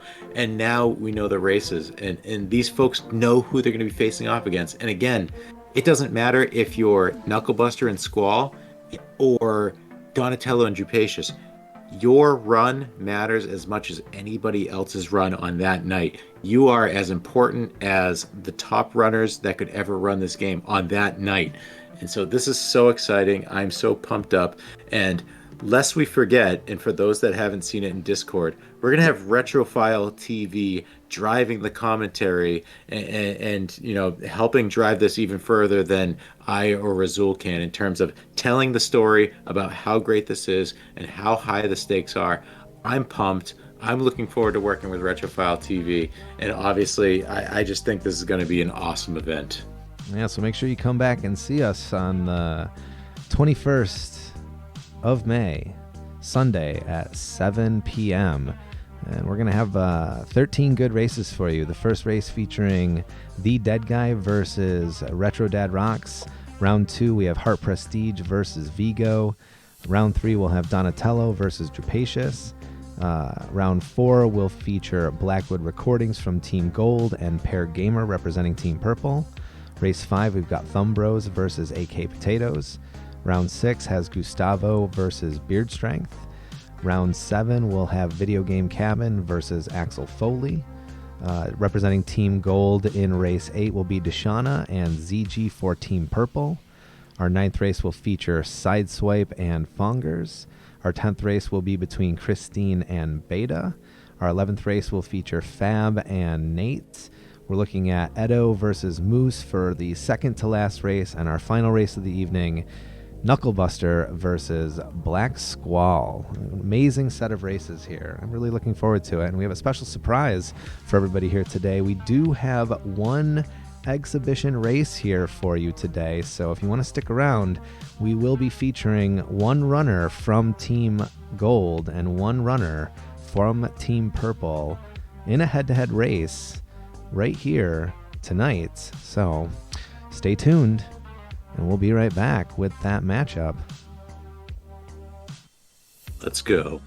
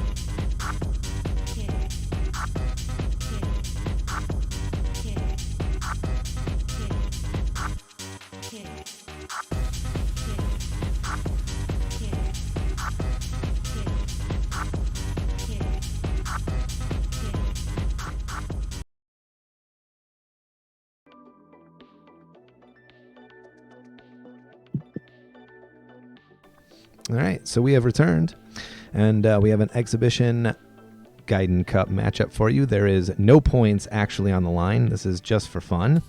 And we have from Team Gold, Gustavo, and from Team Purple, Beta X Complainer. And so if this were an official Gaiden Cup race, this is an exhibition, but if this were an official Gaiden Cup race, that means one of these runners would be taking a point home for the team. This should be an exciting exhibition. How you feeling, Zark? Yeah, I mean, anytime we get the chance to watch a couple runners do a Gaiden race, it's exciting just because it, we all, those of us that have run Gaiden and those of us that have committed a lot of time to Gaiden, know the challenges that you face throughout this run. You know the technical difficulty of this. You know how the game progresses in difficulty as you make your way through. And so you can watch them unveil the story that each of them are going through throughout the course of this run and live it yourself.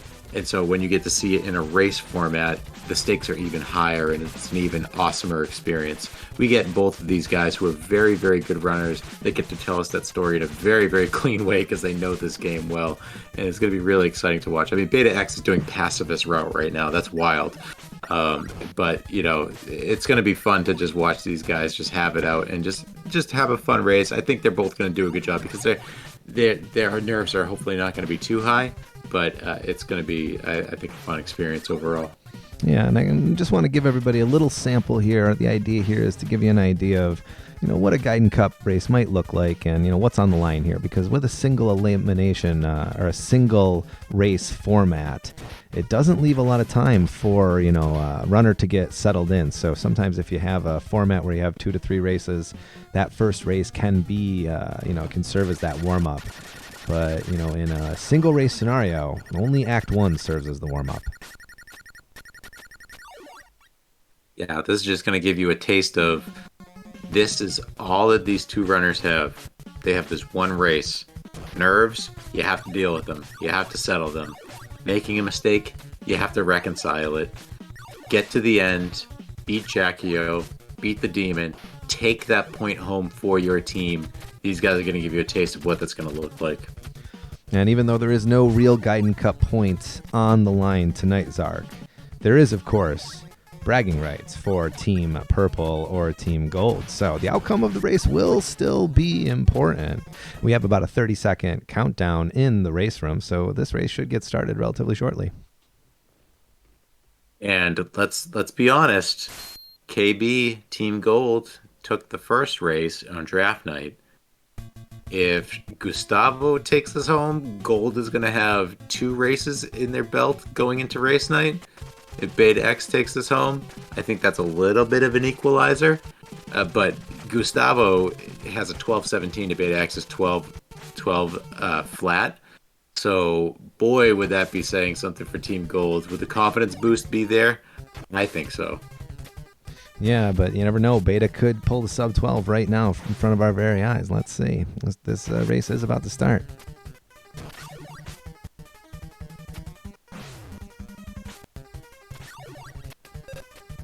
All right, we got a countdown in the race room. About 10 seconds. If you have those gold and purple statues, it wouldn't hurt your team if you drop those in there and gave them a little support. I happen to have them, and I'm going to drop both in there.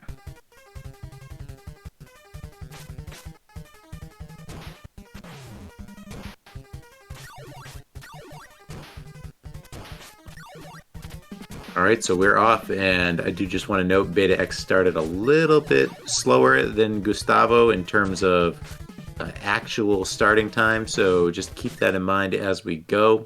I think we should see a little bit different. We synced it a little bit there. You synced it? Okay, great. So we're pretty much even then, so anything that you see in terms of a difference in racers at this point is pretty legit in terms of where they are in the run. And pretty close so far as we make our way into 1-1 into the bartender's arc. Yeah, we know. I mean, they just blew right through them. There's no question with these two runners. They're not going to mess around. It's interesting to see how people practice after they complete a boss because you have walls, so you can climb. You also can mash. Gustavo did a bit of mashing there. He's feeling pretty good about it. You could tell.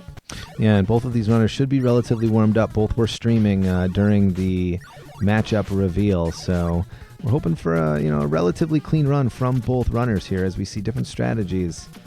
Both runners relatively close as we get to the giddy up here.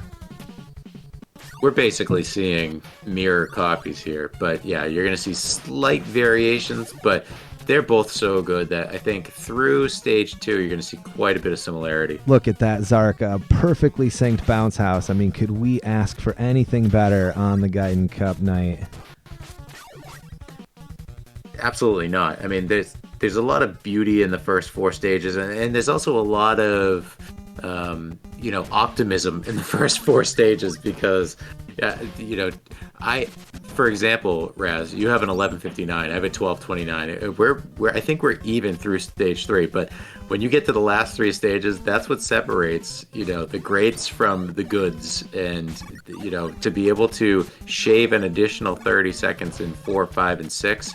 Is where the magic happens. And so I think we're going to see a lot of equality through these 2 racers here, barring anything unforeseen. And when we get to stage 4 is when we're going to start to see some separation potentially. Yeah, and you can see even there the subtleties of movement. Beta had a very, very slight lead, but then a little stickiness at the top of that climb at the beginning of the screen allowed for Gustavo to catch up ever so slightly. So, both of these runners have the consistency and experience that those little things will matter. I feel like we're watching a Black Squall KB matchup here, Zark. Yeah, no doubt. These 2 runners, they know their stuff. They're going to always typically have a good stage 1 or stage 2. I'm just glad there's no big mistakes that are causing people want to reset because in a race that you can't. All right, both of our runners coming up to the shuriken throw here. No problem for either runner. That up B, Zark, can be so problematic. It really can. That's the big question when you're coming into this, because if you miss that, you're probably going to be costing yourself about 6 seconds, and that's if it goes well to recover. And for most runners, that 6 seconds is basically going to make you want to reset. So it's great to see that neither of them made a mistake. They threw the shuriken, they got the flame, we're good to go. And then we're going to address a question here from chat. Typically, you want to hit the reset button when you see -3 seconds left in the race room timer. That will time your splits and the race room timer. They'll sync up pretty well. They may be a little off, but this way your splits will be pretty close to the finishing time. in the race room. And neither one, again, no bumble tumbles here. Now, Gustavo did do a bubble tumble, I believe. He did, Beta okay. X did not. Yeah. All right, both settling for a bit of a backup bass here. Here we go. I mean, so like I said, this is where the game separates the good from the great. And these guys are both great. Beta X has demonstrated it more with a 12:0 flat time. Gustavo's got a 12:17. Let's see what happens here. This is where the run really starts to heat up. Yeah, and this is where we kind of talked about before. If you have a stronger PB than your opponent, you still have great motivation to, kind of push the run, as we see Beta taking a little bit of a knockback there from the bat. Oh, no. Beta X takes a fall. Yep. That's critical. He's lost about 25 seconds right there. And I tell you, when you do miss that bat, it's easy to rush that flip-flop. So, we do... Oh, nice save there from Beta. Almost got the hammer into the swamp. Bumbledon calling out that Gustavo did the star route on 4-1, and I typically don't see that from anybody other than Edo. It's a pretty unique route, and it allows you to do some pretty swaggy things when you get to the 4-2 bridge here. Let's see if he starts to throw some crazy swag stars. Yeah, and even though Beta did take that death, he's relatively clean since that death, so he will have a chance to catch up here. Gustavo did have a pretty clumsy bridge, so that gave Beta X at least a chance to make up some time here. As long as he's consistent, he went from about 25 seconds back probably to about 15.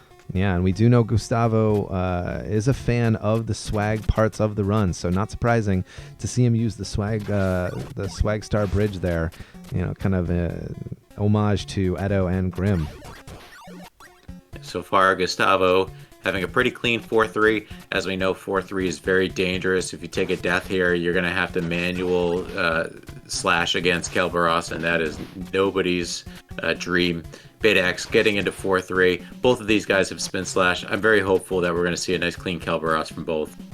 Yeah, and if we have a chance, Beta may still have a chance to catch up here, because he hasn't really had any major issues here in 4-3, which, once a mistake happens, they can start to pile up. Beta doing a nice job navigating the nerves here. Looks like about a 621 spin, if I'm not mistaken. Yeah, so 630, screen going completely black. We'll see where Beta X is. When you're a 12-0X runner on the edge of sub 12, you are going to be extremely clean more often than not. We saw that from Beta X. Great catch up here. We'll see how far back he is when the screen goes black again. Gustavo, the screen went black at Kelberos at 6:30.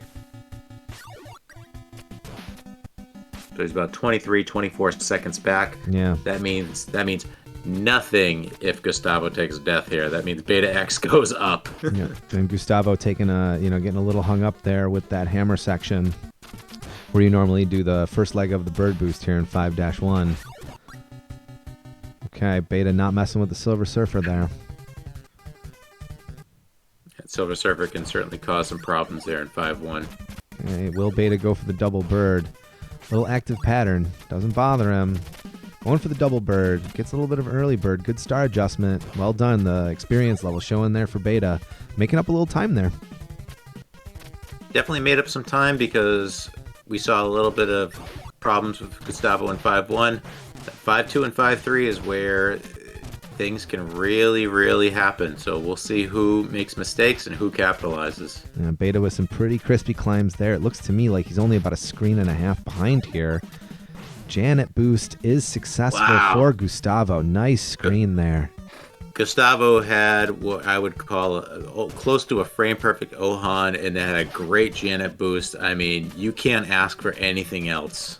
All right, Beta going for the health route. Ohan drop a little bit too high. He's going to take the damage on purpose. A very smart move there, so he doesn't get hit by the bat or the bird.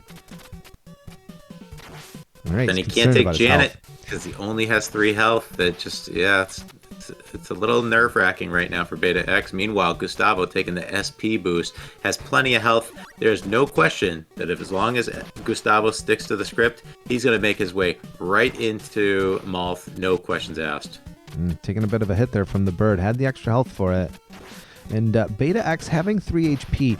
The minimum HP for the world record route in any percent for 5-3 is only 2, right? You only need 2 health points to get through the entire stage in any percent. So let's see. Beta should be able to make it if he plays his game. He's got 15 ninpo, so he's going to be able to spin slash here. No questions asked. He's going to actually be able to stay right on a very, very clean, crisp route. He's got this closed out. Very nice. Malth. Very clutch end of 5-3 there from Beta, given that health situation. He's going to close out Malth here. No questions. He's obviously not happy with where he is right now in terms of time, but it doesn't matter. He's in a race. He knows he's in a race. All he has to do is just do what he's got to do and hope that Gustavo makes a mistake. Gustavo is playing extremely well for his own part. I haven't seen many mistakes. It just really is going to come down to execution in 6-2 and 6-3. Yep, we do. There it is. One mistake there from Gustavo. Hopefully it doesn't compound, as we see Beta is about 1 full screen behind him. Beta X having a little bit of trouble there at the end of 6-1, but we know Gustavo made a mistake in 6-2. But as long as he doesn't make major mistakes, he's going to hold this lead for a while. Yeah, Gustavo with a pretty clean KBCs there. Good climb up the big ladder. How will he handle the hallway? Will he go full swag? Nope, he ends up going with the spin. Very clean Hell's Hallway, no questions. He knows he's up. Man, Beta X just takes another huge death. Yep, it's unfortunate, but 6-2 is probably one of the more difficult screens in the entire game. So if you're going to take a death, this is not a bad place to do it, because there is a backup spin slash that you can get. There is enough Nimpo, as you saw Beta getting the extra 10. Another shirking boost. Holy cow. Well, Beta going back to the beginning of 6-2. Do hate to see it. Yeah, it's an unfortunate thing. You hate to see it. I mean, thankfully this is an exhibition, so let the nerves get through. Gustavo looking beautiful. I mean, he's doing a great job here. It's a great pace. Beta showing off the squally star boost there. Gustavo has enough health. He's going to skip the health. Let's see if he goes for the B-fob boost, how brave he's feeling. Nope, he's going to take the timer. His health is pretty low. I think he's going to be able to make it into the bosses. Showing off the double spin. Well done. Okay. Team Gold. This is feeling pretty strong here. Yeah, Gustavo has been using the swaggy KB extra spins before the double, or not the double bird boost, but the bird boost in 6-3. It was noticed by chat. Iffy boost for Beta. No. I've taken that boost. It's when the pickle follows you. You hate to see it. That was a pretty unique thing. I've never seen that myself in the run. That is painful. Terrible luck is what it is. You know, like when people are wishing good luck, right? This is why we do it. Okay, Gustavo is having a pretty big issue with Jackio here, but he closes it out, thankfully. He probably felt pretty damn nervous there. My goodness. A little sweaty there, yeah. He got it close to one hit. You know, saved a few insurance points there.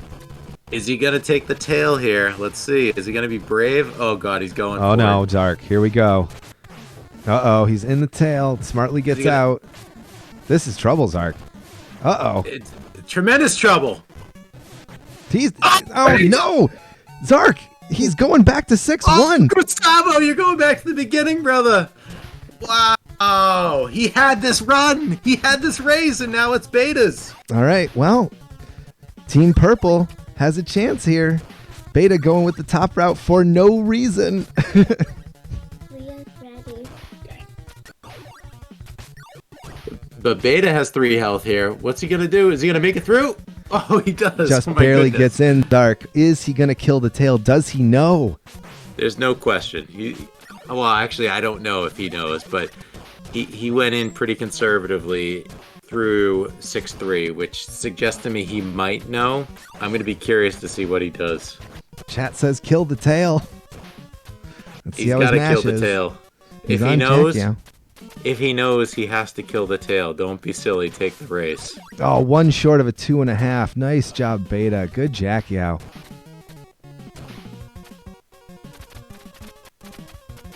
And Team Gold just got too swaggy, but it doesn't mean it's over. Let's see what Beta X does here.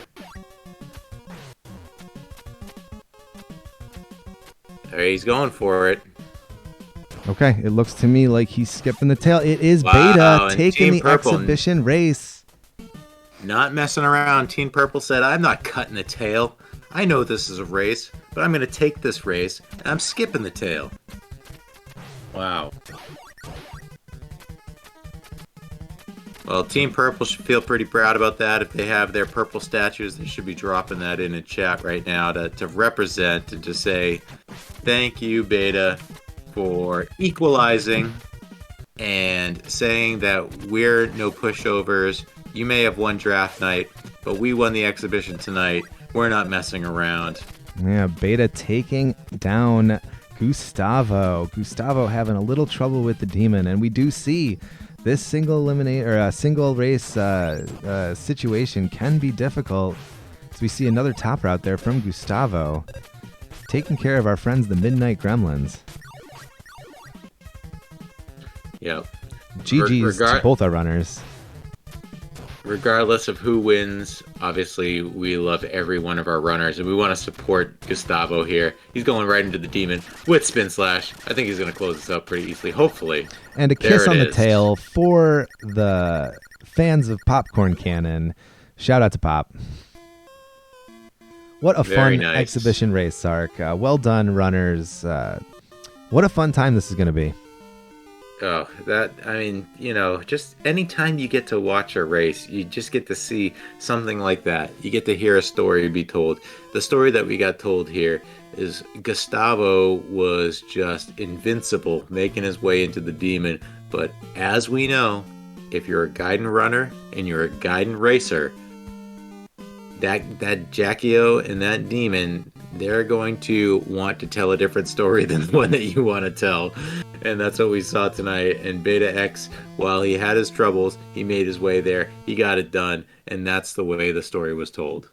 And I got to say, too, I'm happy to see Beta take that one home because, as we all know, Gaiden can present quite the challenge. And if you've been, kind of feeling like the game has been unkind to you, it's good to see, an outcome like this. And not for nothing, Zark, but Gustavo has sort of been the, KB might be the captain of Team Gold, but Gustavo has been doing a lot of the talking for Team Gold, so this should be interesting how this plays out now with Team Purple taking this exhibition race. But I want to thank Gustavo and Beta for jumping into this race, representing both teams very, very well. Well done, runners. GG's for putting on an excellent show. Beta also showing off some low percent strats there, as was pointed out by chat. Yeah, both of these runners are great. Gustavo did a really good job. Things just happen, and that's what racing is. And nobody should leave a race and feel embarrassed or feel ashamed or whatever. You fought your tail off. You did your best.